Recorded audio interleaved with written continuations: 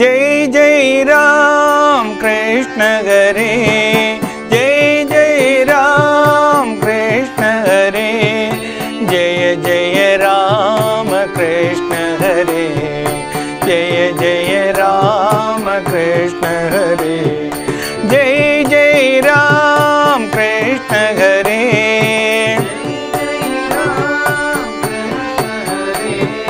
जय जय राम कृष्ण हरे।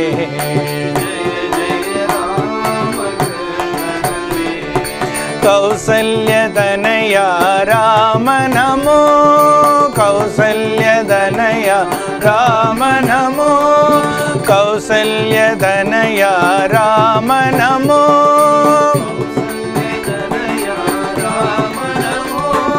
देवकी नंदन कृष्ण नमो, देवकी नंदन कृष्ण नमो, जय जय राम कृष्ण हरे,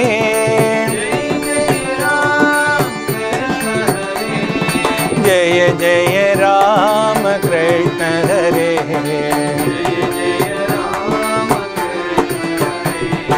दशरथ नंदन राम नमो, दशरथ नंदन राम नमो, वसुदेव नंदन कृष्ण नमो,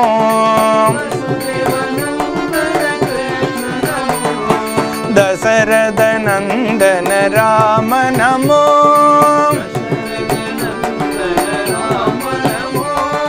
वसुदेव नंदन कृष्ण नमो,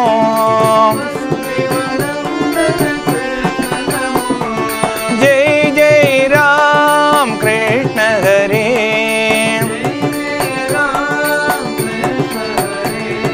जय जय राम कृष्ण हरे,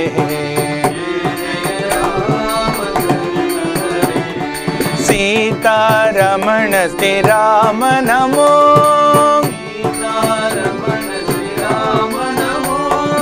सीतारमण श्री राम नमो,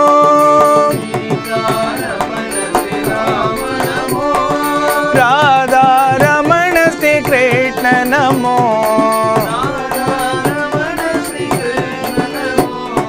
राधा रमण श्री कृष्ण नमो,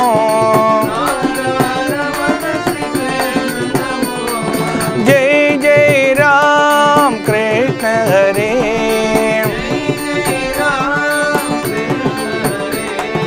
जय जय राम कृष्ण हरे,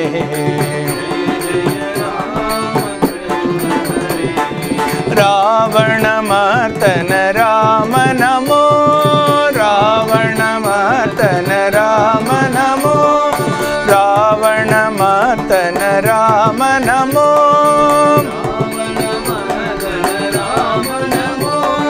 कंस विमर्दन कृष्ण नमो, कंस विमर्दन कृष्ण, कंस विमर्दन कृष्ण नमो, कंस विमर्दन कृष्ण नमो, जय जय राम कृष्ण हरे,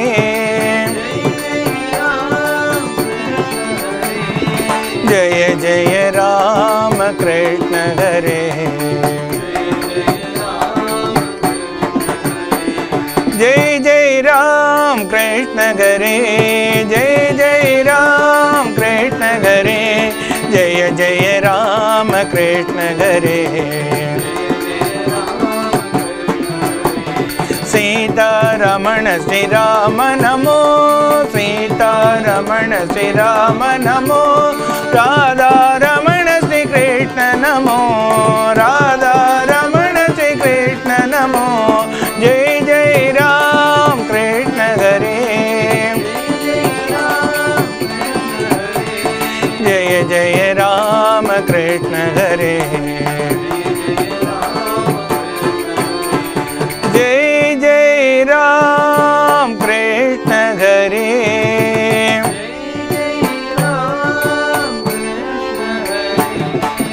जय जय राम कृष्ण हरे।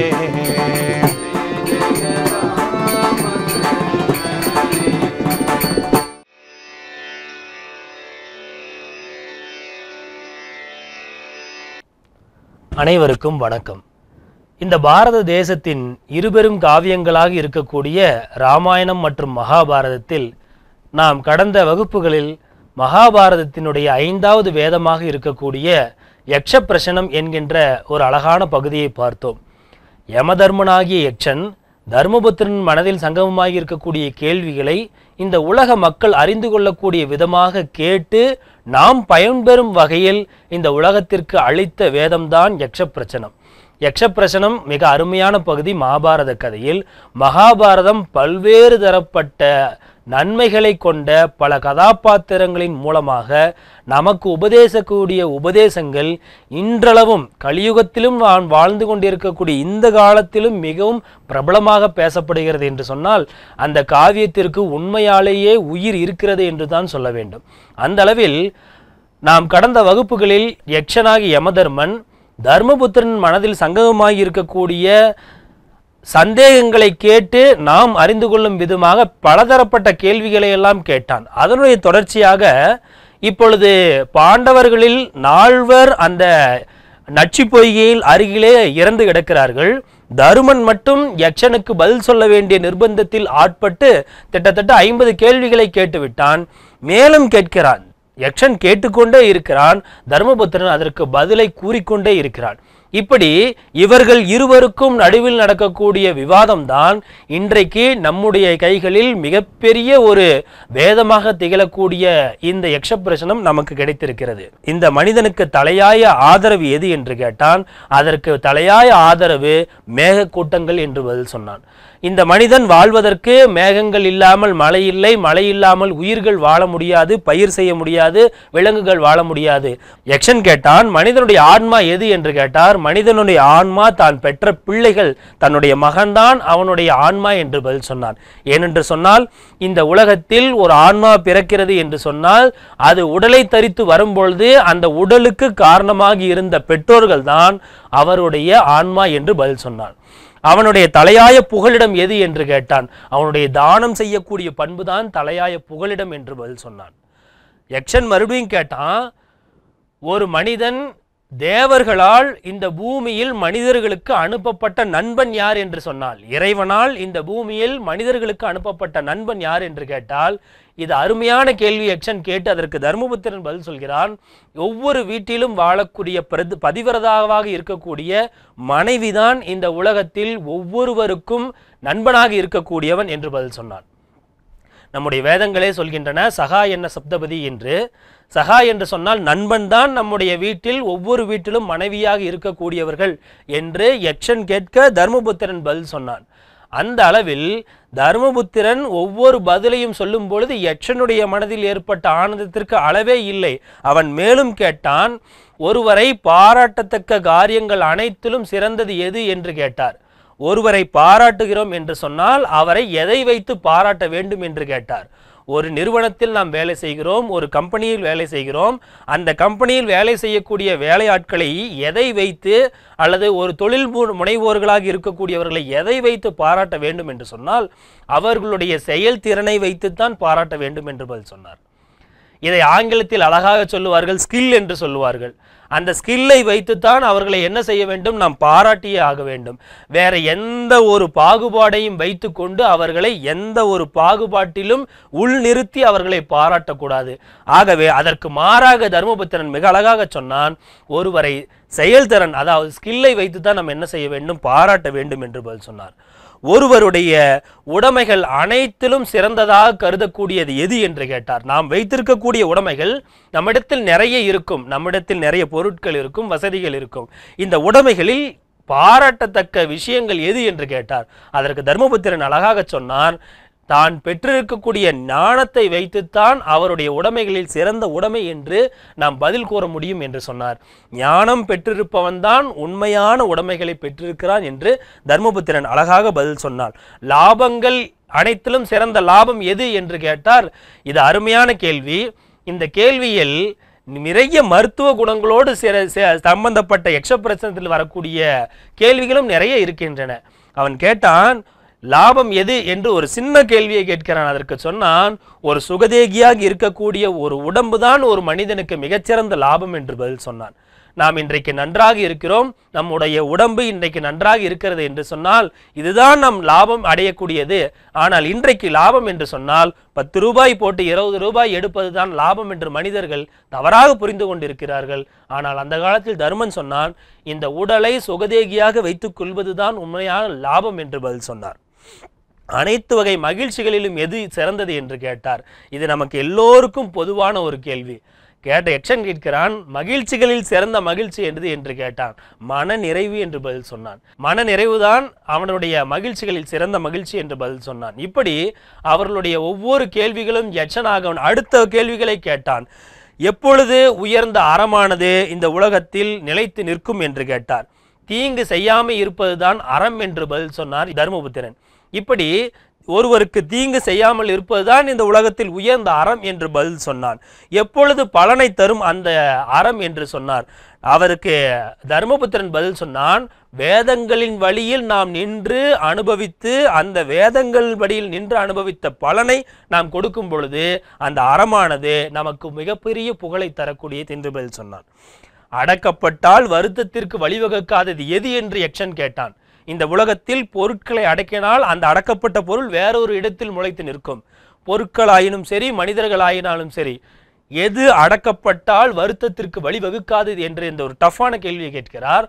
அதற்கு தர்மபுத்திரன் அழகாக சொன்னான், மனதை அடக்கினால் இந்த மனதை அடக்கும் பொழுது அந்த பொருள் மனதிற்குண்டான பொருள் வருத்தத்தை தராது என்று பதில் சொன்னார்.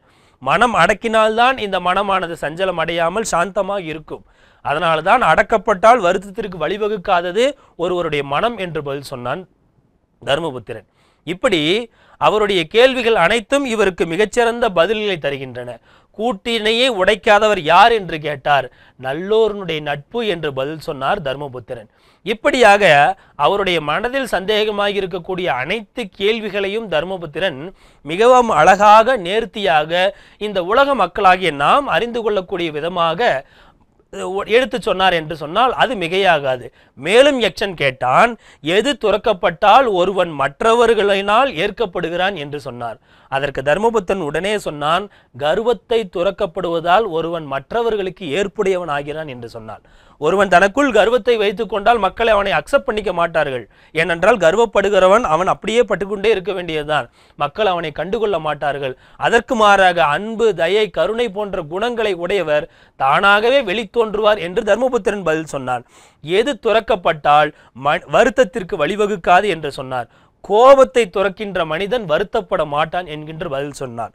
அதே போல யக்ஷன் கேட்டான், எது துறக்கப்பட்டான் ஒருவன் வளமான வாழ்க்கையை வாழ்கிறான் என்று சொன்னார். அதற்கு தர்மபுத்திரன் பதில் சொன்னான், ஆசையை துறப்பதினால் ஒருவன் வளமான வாழ்க்கையை வாழ்கிறான் என்று பதில் சொன்னான்.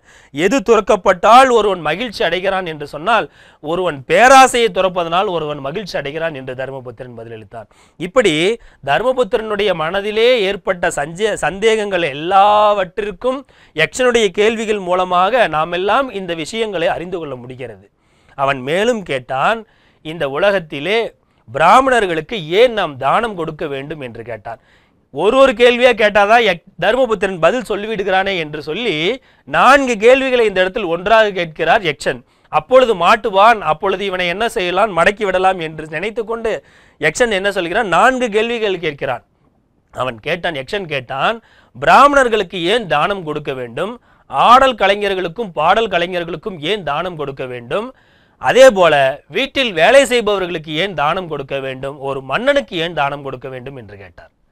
இப்படியெல்லாம் கேட்டா ஒரு 4 கொஸ்டின் ஒன்னா கேட்டா தர்மபுத்திரன் மாட்டிக்கொள்வான். அதுக்கு மேல் அவனிடத்தில் பதில் இருக்காது என்று யக்ஷன் தனக்குள் நினைத்து கொண்டு கேட்கிறான். ஆனால் அந்த 4 கேள்விகளுக்கும் மிக அருமையாக பதில் சொல்கிறான். பிராமணர்கள் அவர்கள் கற்றுணர்ந்த வேதத்தினாலும் அவர்கள் நின்று ஒழுகக்கூடிய அறத்தினாலும் அவர்களுக்கு தானம் வழங்க வேண்டும் என்று அழகாக பதில் சொன்னார்.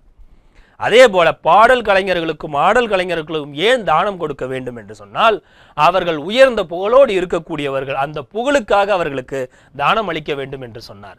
அதே போல பாருங்கள், வீட்டில் வேலை செய்பவர்களுக்கு எதற்காக தானம் அளிக்க வேண்டும் என்று சொன்னால் அவர்கள் தன்னுடைய வீட்டை போலவே வேலை செய்யக்கூடிய வீட்டையும் சுத்தமாக வைத்துக்கொண்டு நம்முடைய வீட்டிலும் ஒரு அங்கத்தினராக இருக்கிறார்களே, அதற்காக தானம் அளிக்க வேண்டும் என்று சொன்னார்.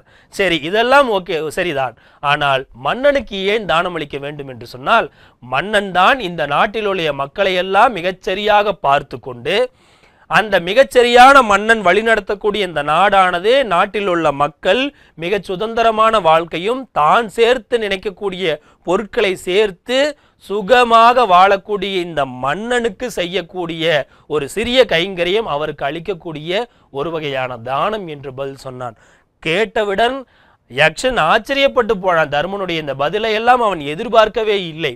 மேலும் கேட்டான், இந்த உலகத்தை மூடி இருப்பது எது என்று கேட்டார். இந்த உலகத்தை மூடி இருப்பது இருள் என்று சொன்னார். இருள் மட்டும்தான், இருட்டு மட்டும்தான் இந்த உலகத்தை மூடி இருக்கிறது. வேற எந்த ஒரு பொருளும் இந்த உலகத்தை மூட முடியாது. நினைத்து பாருங்கள், இதெல்லாம் ரொம்ப ஹைப்போதெட்டிக்கல் கொஷின். இந்த உலகத்தை மூடி இருக்கக்கூடிய பொருள் என்று எதாலும் நாம் நினைத்து பார்க்க முடியாது. ஆனால் தர்மபுத்திரன் சொன்னான், இந்த உலகத்தை மூடி இருப்பது இருள் மூடி இருக்கிறது என்று சொன்னார். அதையே வைத்து அடுத்த கேள்வியும் கேட்டால் அந்த கேள்விக்கு உண்டான விடையை சரியாக சொல்ல மாட்டான் என்று அடுத்த கேள்வியை கேட்கிறார். ஒரு பொருள் தன்னை வெளிப்படுத்தி கொள்ளாததற்கு காரணம் என்ன என்று கேட்டார்.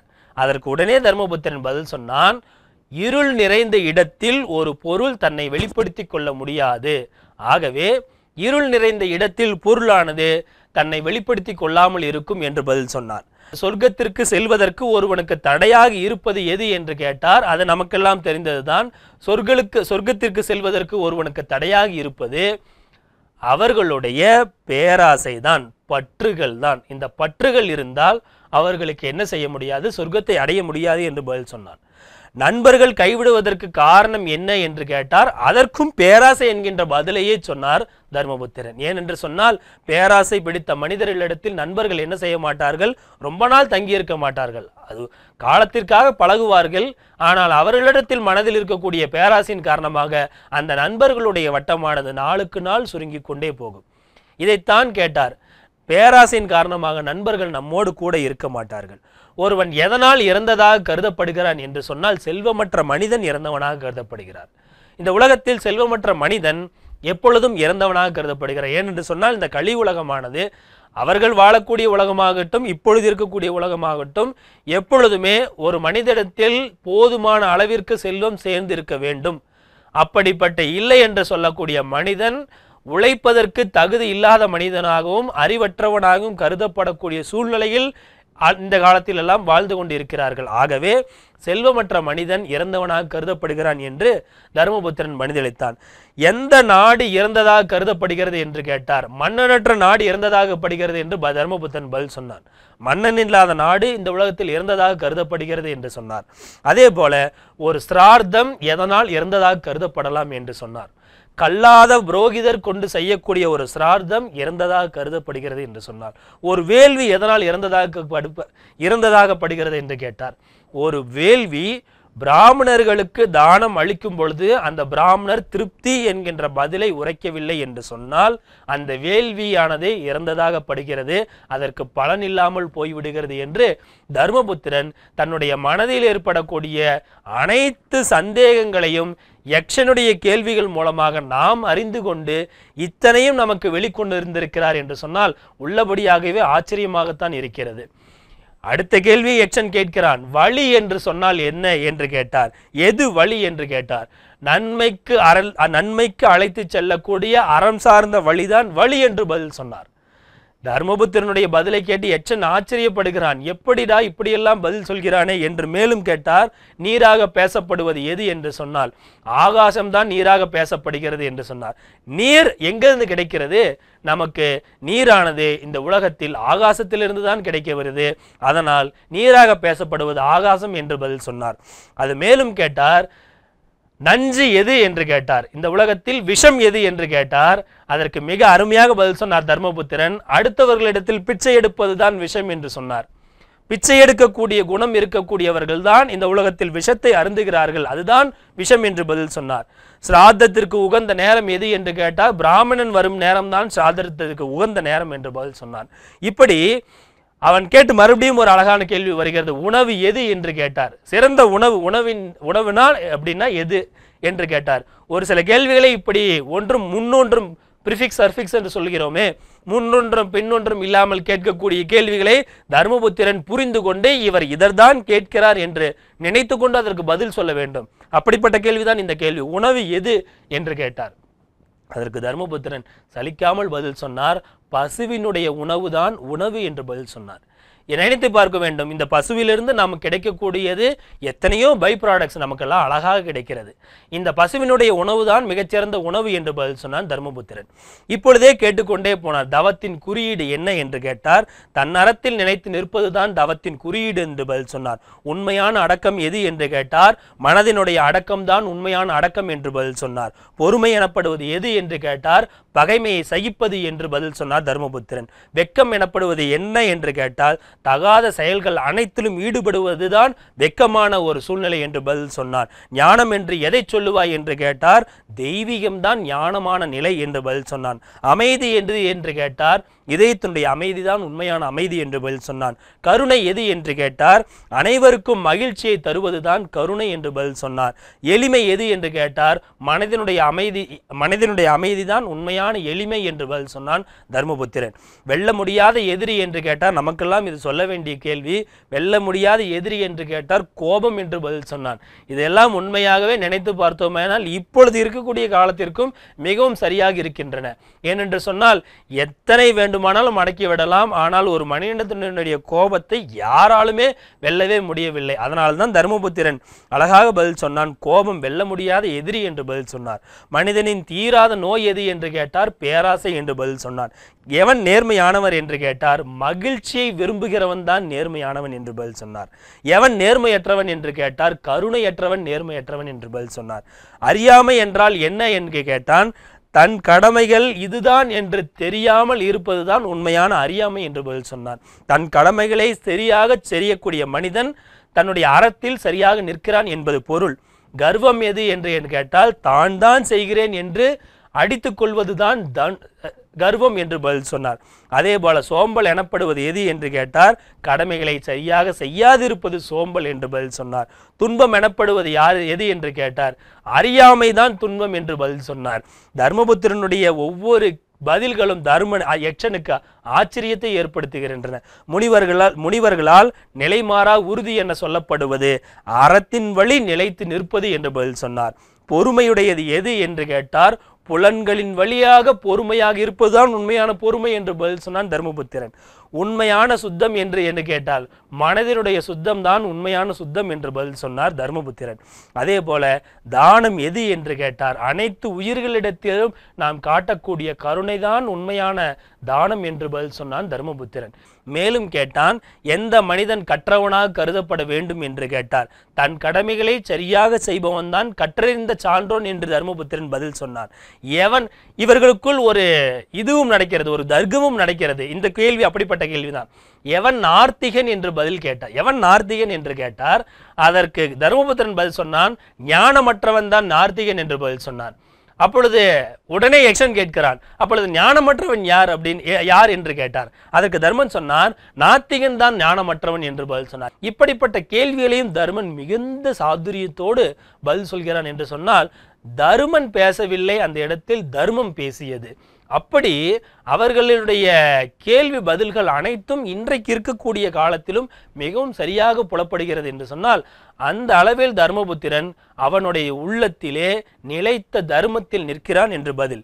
எது ஆசை என்று சொன்னால் உடைமைகளை அதிகமாக சேர்ப்பதுதான் ஆசை என்று பதில் சொன்னார். கர்வம் எது என்று கேட்டால் எழுச்சியற்ற அறியாமையே கர்வம் என்று பதில் சொன்னான். பேடிசம் எது என்று கேட்டால் அடுத்தவர்கள் காதுபடும்படியாக டம்பம் அடிப்பது, தான் செய்த செயல்களை டம்பம் அடிப்பது தான் பேடிசம் என்று பதில் சொன்னார்.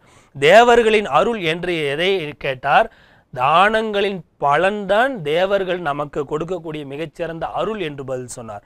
தீய குணம் எது என்று கேட்டார். பிறருக்கு தீங்கு செய்யாமல் இருப்பதுதான் தீய குணம் என்று கேட்டார். அதற்கு அப்புறம்தான் வருகிறது முடிவுகளுக்கு உண்டான கேள்விகள் எல்லாம். அறம், பொருள், இன்பம் இவை மூன்றும் ஒன்றோடு ஒன்று தொடர்பு இல்லாமல் இருப்பது, ஆனால் இவை ஒரு இடத்தில் ஒன்றோடு ஒன்று தொடர்புடையதாக இருக்கிறது, அது எது என்று கேட்டார். பாருங்கள், ஒரு ஹைப்போத்தட்டிக்கல் கொஷின் மாதிரி. ஒரு இல்லறத்தில் இருப்பவர்களுக்கு அறம், பொருள், இன்பம் இதை மூன்றும் ஒன்றோடொன்று தொடர்பு இல்லாமல் இருப்பது, மூன்று நிலைகளை கொண்டுள்ளது. ஆனால் இது எப்படி ஒரு இடத்தில் ஒரு கோட்டில் நிற்கும் என்று கேட்டார். அதற்கு மிக அருமையாக தர்மபுத்திரன் பதில் சொல்றான். ஒரு வீட்டில் இருக்கக்கூடிய பதிவிரதையாக இருக்கக்கூடிய மனைவியும் மனைவியோடு கூடிய அறமும் இருக்கக்கூடிய ஒரு இல்லறமானது இவை மூன்றும் உடையது என்று பதில் சொன்னார். அறம் பொருள் இன்பம் கொண்டது ஒரு நல்ல மனைவியும் அவரோடு சேர்ந்திருக்கக்கூடிய அறமும் இருக்கக்கூடிய வீடு என்று பதில் சொன்னார். இந்த பதிலை கேட்டு யக்ஷன் ஆச்சரியப்பட்டு போகிறான். நரகத்தை அடையும் மனிதர் யார் என்று கேட்டார். அதற்கு தர்மபுத்திரன் மிக அழகாக பதில் சொன்னான்.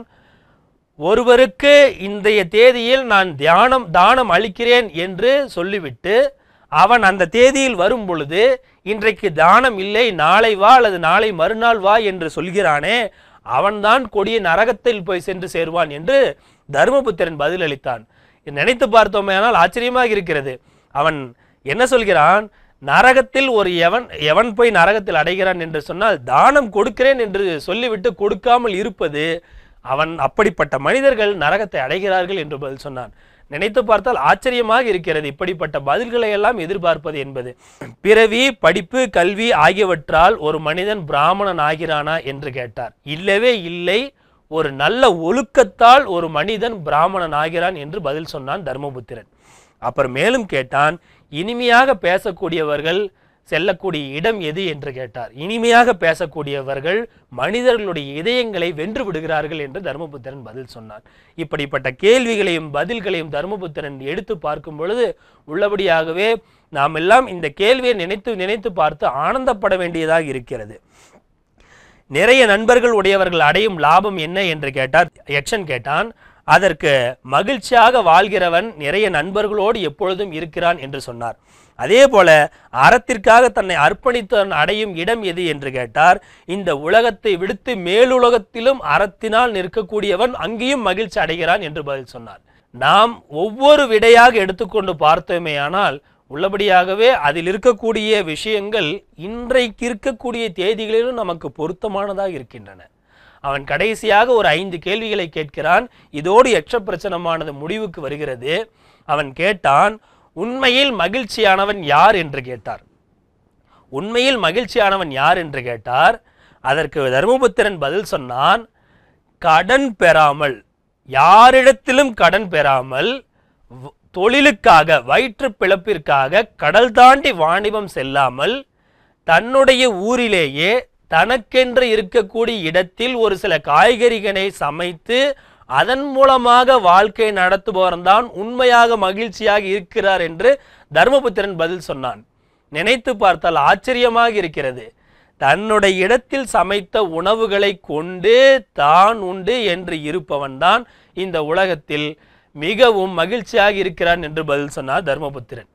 அதிசயமானது எது என்று கேட்டார். யக்ஷ பிரசனத்தில் முக்கியமான கேள்விகளில் இதுவும் ஒரு கேள்வி. இந்த உலகத்தில் அதிசயமானது எது என்று கேட்டார். அதற்கு தர்மபுத்திரன் பதில் சொல்கிறான், நம்மோடு பேசியவர்கள், நம்மோடு பழகியவர்கள், நம்மோடு உறவாடியவர்கள் ஒரு நாள் இந்த உலகத்தை முடித்து கொண்டு விண்ணுலக பதவியை அடைந்து கொண்டே இருக்கிறார்கள். ஆதலால் தான் அதை பார்க்கக்கூடிய மனிதன் தன்னுடைய வாழ்வு மட்டும் இந்த உலகத்தில் சாஸ்வதம் என்று நினைக்கிறானே, இதை பார்த்துதான் அதிசயமாக இருக்கிறது என்று சொன்னான் தர்மபுத்திரன். இதை பார்த்தான் யக்ஷன். என்னடா மிகச்சரியா விடை சொல்லிவிட்டானே என்று தனக்குள் ஆச்சரியப்பட்டு போனாள். நம்மோடு பேசியவர்கள் எல்லாம் ஒரு நாள் திடீரென்று என்ன இருப்பார்கள், இறந்து விடுவார்கள். அந்த இறப்பிற்கு போகும் பொழுது கூட இந்த மனிதன் நினைக்க மாட்டான் தனக்கும் ஒரு நாள் இந்த இறப்பு வரும் என்று. ஆனால் அவனுக்குள் ஒரு எண்ணம் என்று, சரி இன்னைக்கு இவன் போயிட்டானே, நமக்கு இந்த உலகத்தில் ரொம்ப நாளைக்கு நாமளும் இருக்க போறோம் என்கின்ற ஒரு எண்ணம் அவனிடத்தில் ஏற்படுகிறது அல்லவா. ஆனால் இவனும் ஒரு காலத்தில் போகத்தான் போகிறான். இதை நினைத்துத்தான் யக்ஷன் கேட்டான் இந்த கேள்வியை, அதிசயமானது எது என்று கேட்டார்.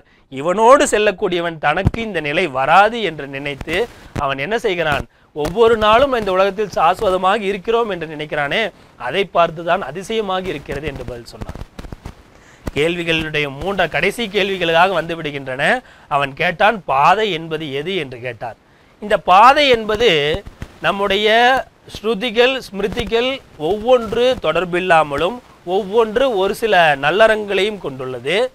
முனிவர்களை என்று பார்த்தோமேயானால் முனிவர்களும் ஒவ்வொரு குணங்களை உடையவராக இருக்கிறார்கள். ஆதலால் இவர்களையெல்லாம் பின்பற்றுவது பாதை அல்ல. ஆகவே பாதை என்பது நமக்கு முன்னால் நடந்தவர்களுடைய பாதையை சரியாக பின்பற்றினால் அதுதான் உண்மையான பாதை என்று தர்மபுத்திரன் பதில் அளித்தான்.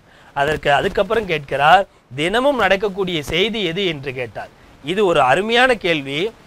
தினமும் நடக்கக்கூடிய செய்தி எது என்று சொன்னால் நாமெல்லாம் சும்மா சொல்லிவிடுவோம் இன்னைக்கு நடக்கக்கூடிய விஷயங்களை. ஆனால் தர்மபுத்திரன் மிக அழகாக சொன்னான், தினமும் நடக்கக்கூடிய செய்தி எது என்று சொன்னால் இந்த உலகம்தான் மிகப்பெரிய ஒரு பாத்திரம், ஒரு கடாய். இந்த உலகம்தான் மிகப்பெரிய பாத்திரம். இரவு பகல் இந்த கடாயினை நாம் எரிப்பதற்காக பயன்படுத்தக்கூடிய விறகுகள் இரவு பகல். மாதங்களும் பருவங்களும் இந்த கடாயில் இருக்கக்கூடிய மரக்கரண்டிகள், மாதங்களும் பருவங்களும். இப்படி இருக்கும் பொழுது இந்த காலமானது இவர்கள் அனைவரையும் வைத்து சமைத்து கொண்டே இருக்கிறது என்று தர்மபுத்திரன் பதில் சொன்னான். இதில் எல்லாமே அடங்கி விடுகிறது. சூரியன் தான் அதில் நெருப்பு, இரவு பகல் தான் அதில் இருக்கக்கூடிய விறகுகள், காலமும் பருவமும் தான் அதில் இருக்கக்கூடிய மரக்கரண்டிகள், இந்த பூமி தான் இந்த உலகத்தினுடைய மிகப்பெரிய கடாய். இப்படிப்பட்ட நிகழ்வு தான் தினமும் நடந்து கொண்டே இருக்கிறது. கடைசியாக ஒரு கேள்வி கேட்டான், அனைத்து வகை செல்வங்களுக்கும் தலையாய செல்வம் எது என்று கேட்டார். நன்மை தீமை, தர்மபுத்திரன் பதில் சொன்னான், நன்மை தீமை இன்பம் துன்பம் இதையெல்லாம் ஒரு சேர நினைக்கக்கூடிய மனிதன் இந்த உலகத்தில் நடக்கக்கூடிய இரு வினைகளையும் ஒன்றாக நினைத்து சரிவர நடக்கக்கூடிய மனிதன் தான் இந்த உலகத்திலேயே அனைத்து செல்வங்களையும் உடைய மனிதர் என்று சொன்னார். இந்த கேள்விகளை எல்லாம் கேட்டுக்கொண்டு அதைக்குண்டான பதில்களை எல்லாம் வாங்கி கொண்டு யக்ஷன் சொன்னான், தர்மபுத்திரா உள்ளபடியாக உன்னை நான் கட்டி அணைத்துக் கொள்கிறேன் என்று தர்மபுத்திரன் யக்ஷன் என்ன செய்தான், தர்மபுத்திரனை கட்டி அணைத்து கொண்டான். கட்டி அணைத்து கொண்டு சொன்னான், உன்னிடத்தில் நான் ஒரு சில தர்க்கமான கேள்விகளையும் ஒரு சில கஷ்டமான கேள்விகளையும் ஒரு சில ரொம்ப மிகவும் கஷ்டமான கேள்விகளையும் கேட்டேன். அதற்கெல்லாம் மிக அழகாக பதில் கூறினாய். ஆனால் உனக்கு இப்பொழுது ஒரு வரம் தருகிறேன் என்று சொன்னார். அப்பொழுது சொன்னார் தர்மபுத்திரன், வரம் தருகிறேன் என்று சொன்ன என்ன வரம் வேண்டும் என்று கேட்டார். நாங்கள் 13 ஆண்டுகள் வனவாசத்திலும் 1 ஆண்டு அஞ்ஞான வாசத்திலும் இருக்கிறோம். இந்த அஞ்ஞான வாசத்தில் எங்களை யாரும் அடையாளம் கண்டுகொள்ளக்கூடாது என்று பதில் ஒரு வரமாக கேட்டார். அதற்கு தந்து விடுகிறேன் என்று பதில் சொன்னார்.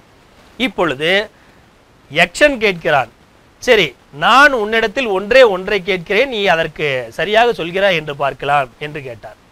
அதற்கு யக்ஷன் கேட்டான், உன்னுடைய தம்பிமார்களில் ஒரே ஒருவரைத்தான் நான் என்ன செய்வேன், உயிர்ப்பித்து கொடுப்பேன் என்று சொன்னார். நீ யாரை கேட்கிறாய் என்று கேட்டார். தம்பிமார்கள் 4 பேர் இறந்து கிடக்கிறார்கள், அவரிடத்தில் ஒரே ஒருவர் தான் என்ன பண்ணுவோம், அவன்கிட்ட நான் உயிர்ப்பிச்சு கொடுப்பேன் அப்படின்னு யக்ஷன் சொல்றான். தருமன் நகுலன் என்று பதில் சொல்லிவிட்டான்.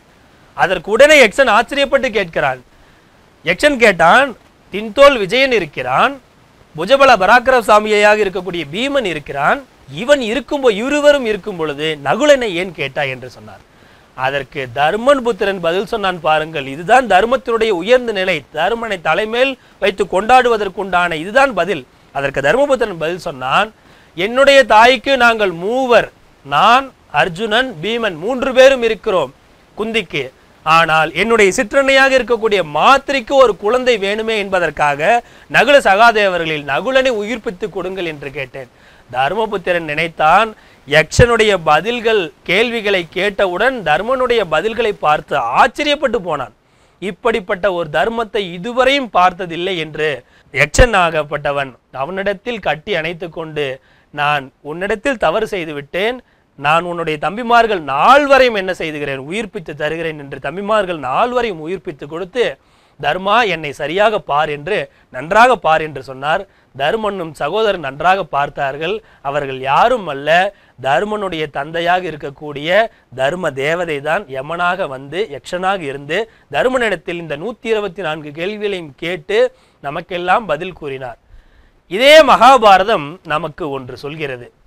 இந்த யக்ஷப்பிரசனத்தை படிப்பதால் ஒருவர் என்ன அடைகிறார் என்று கேட்டால், யக்ஷப்பிரசனத்தை படிப்பதாலும் கேட்பதாலும் ஒருவர் தீர்காயுசாக ஆக முடியும். எப்படி ஒரு சீதா கல்யாணத்தை கேட்டோமேனால் நம் குடும்பத்தில் திருமணம் நடக்குமோ, அதே போல இந்த பகுதியை படிக்கும் பொழுது ஒரு மனிதன் தீர்காயுசாகவும், குழந்தைகள் படிக்கும் பொழுது அவர்கள் இந்த உலகத்தினுடைய பேராசைகளிலிருந்தும் அறத்தின் வழியும் உயர்ந்த வாழ்க்கை நெறியும் வாழ முடியும் என்று இந்த மகாபாரதமானது யக்ஷப்பிரசத்தின் மூலமாக நமக்கெல்லாம் சொல்கிறது என்று சொல்லி யக்ஷப்பிரசத்தினுடைய கடைசி பகுதியை இத்தோடு நிறைவு செய்கிறேன். நன்றி, வணக்கம்.